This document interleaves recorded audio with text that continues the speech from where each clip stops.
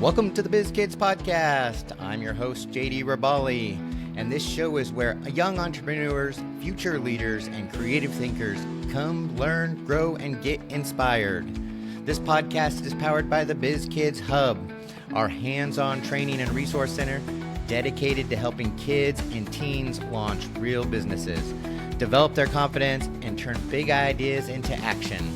Whether you're starting out or already making sales, we're here to give you the tools, the tips, the stories that bring business to life. Each week, you'll hear from successful entrepreneurs, industry experts, and even fellow biz kids who are making waves with their ventures. So buckle up because the business journey starts here. Let's dive in.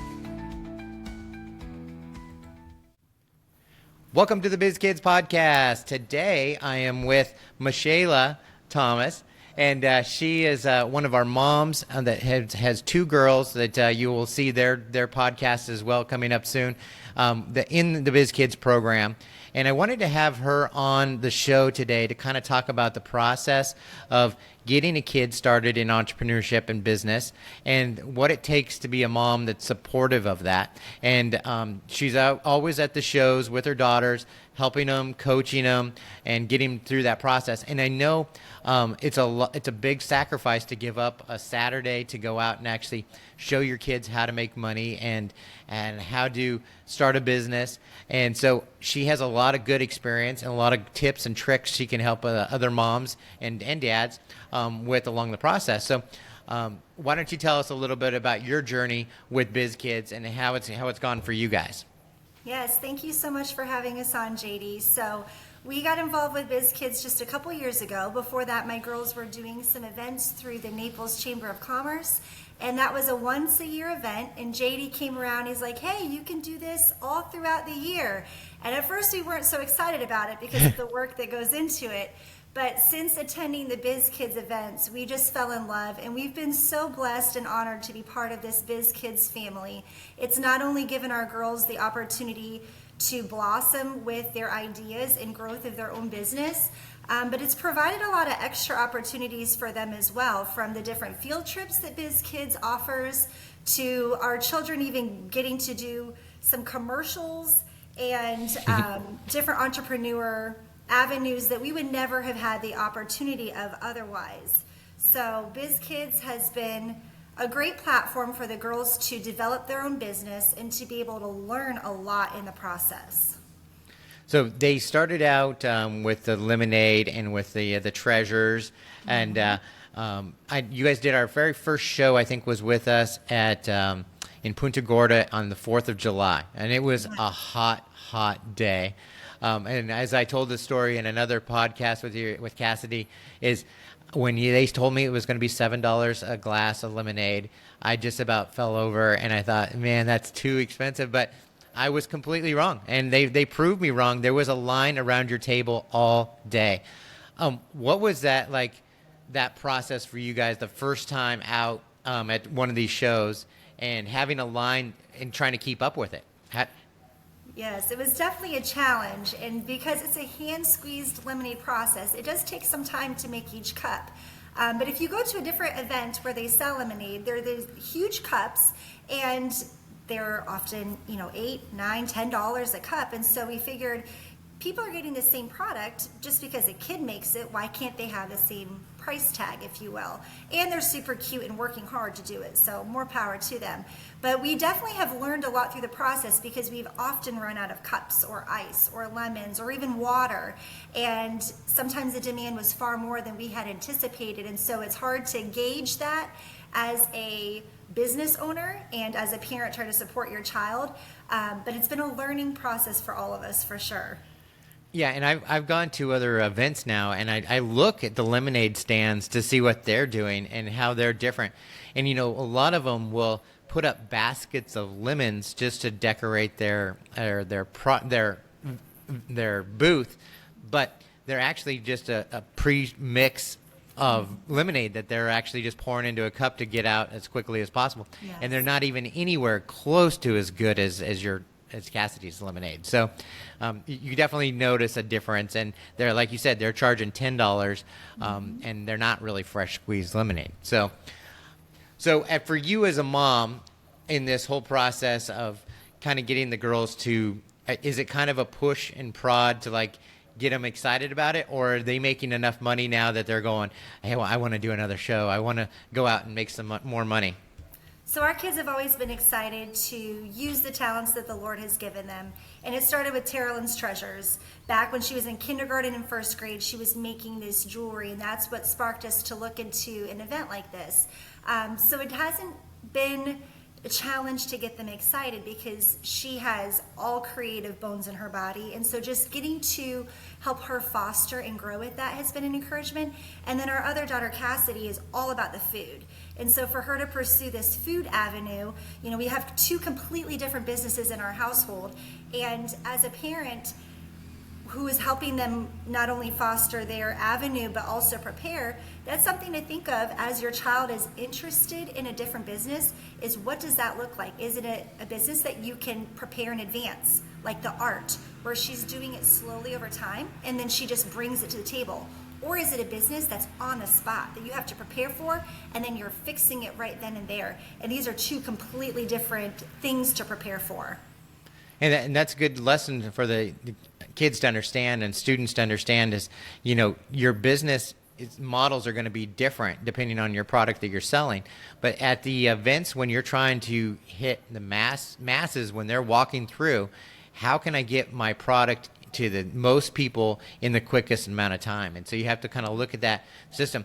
Now, I know Cassidy had an employee with her last time. Like you guys hired some kid off the street, and she had extra help. I know it wasn't a kid off the street, but tell us about, like, how did you get to the point where, like, I need to hire some help at these shows?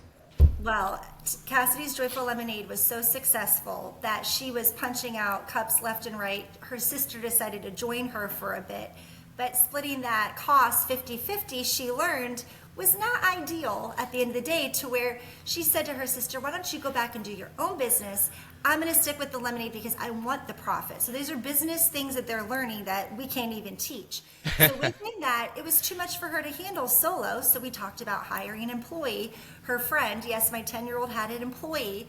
And so she paid this employee very well, hourly and with tips. The kid made out like a bandit and was blessed by her hiring him. And yet she was still super successful, getting to keep the money that she made instead of a 50-50 split. Yeah, and kind of to go back on the sister split, you know, we look at a lot of times this is for adults. Like if you're going into business and you're thinking, hey, I'm going to go into business with a family member, you have to have a contract, an agreement to say, hey, this is how everything is going to be split. So one person doesn't get stuck with all the expenses and the other person gets stuck with all the profits. And so we have seen, and you can look at thousands and hundreds of thousands of incidences where people have gone into business with family members and it's gone south because things weren't identified in the beginning of this is how it's going to be, the structure is going to be, and this is how things are going to be split, because a lot of people think, hey, I'm going to do this part of the job, I'm going to do that, and that's even just in a partnership. So you make sure that when you get into a partnership, you have a clear understanding of everybody's roles, responsibilities, and financial abilities to help out in that process, because it can get ugly. So I'm glad they learned the lesson very young.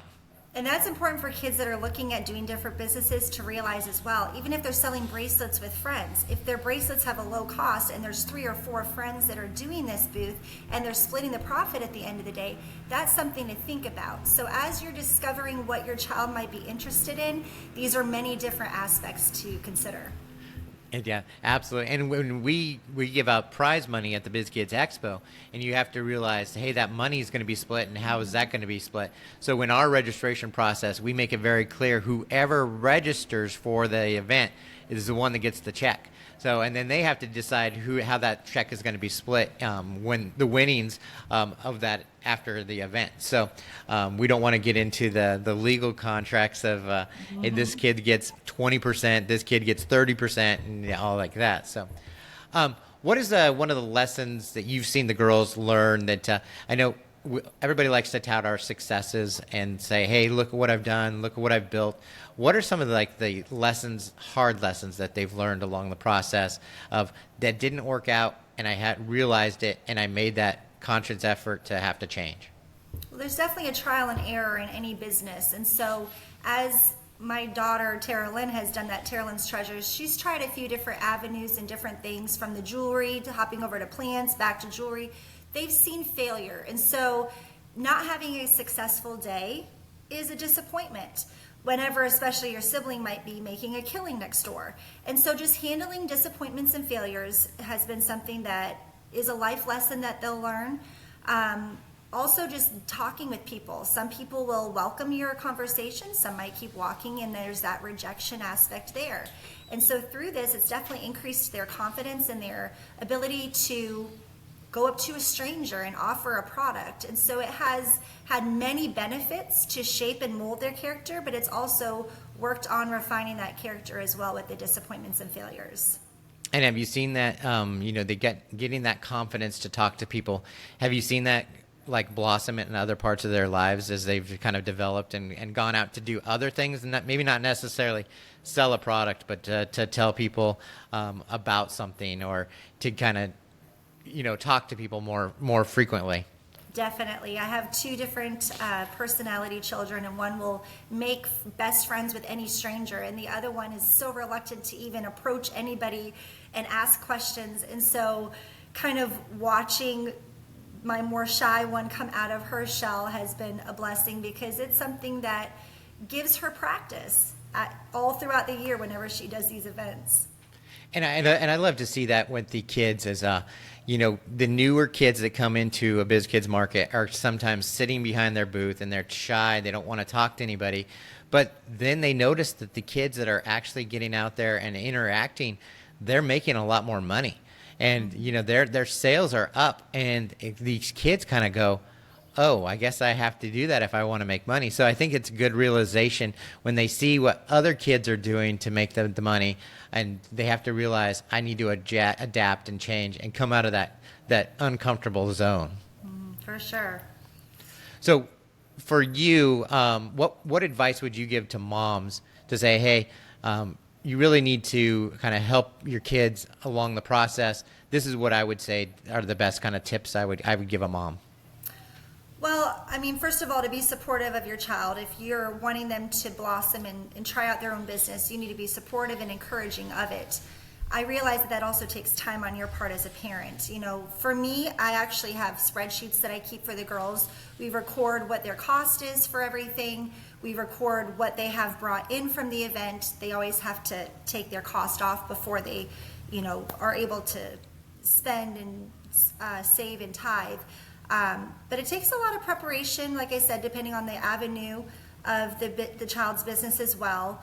So there is work involved, but I will say that the work and effort that you put in as a parent will have long-lasting results. Not only will your child potentially grow in their character, grow in their finances, learn some of these real-life lessons, and start to understand monetary value in our day and age, but it also bonds you as a family. Yes, we are out there on a Saturday spending hours at this event, but we do it as a family, and it's fun and it's exciting to watch them grow, and it's encouraging, and we really enjoy it.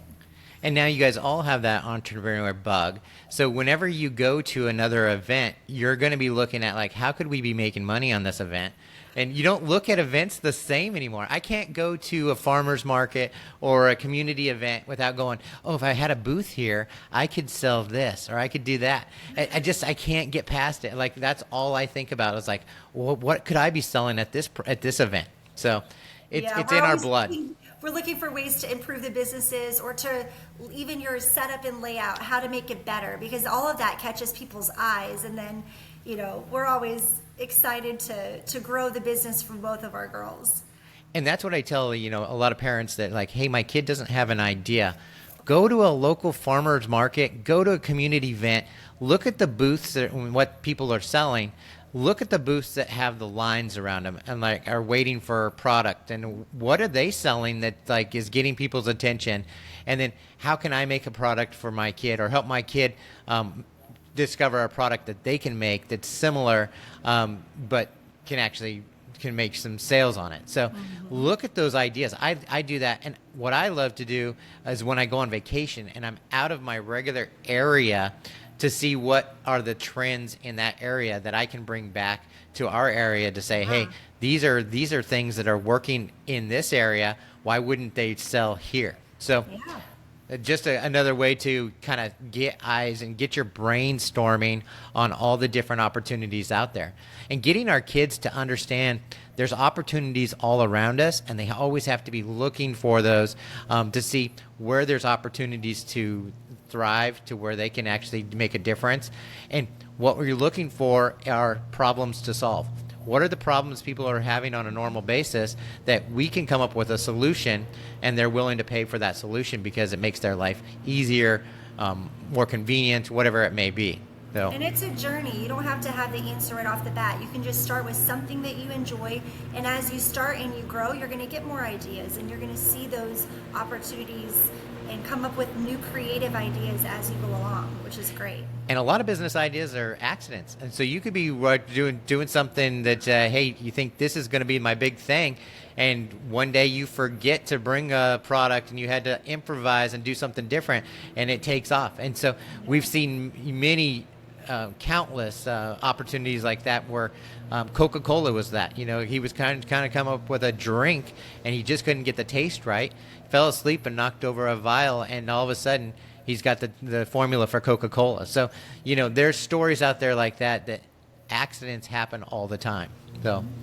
Well, I love the verse in 1 Timothy 4:12 that says, "Don't let others look down on you because you're young, but to set an example in speech, conduct, love, faith, and purity." And I feel like that's what Biz Kidz offers for these kids. Is just because you're a kid doesn't mean you can't sell something, that you don't have something wonderful to offer to the world. And so get out there and try.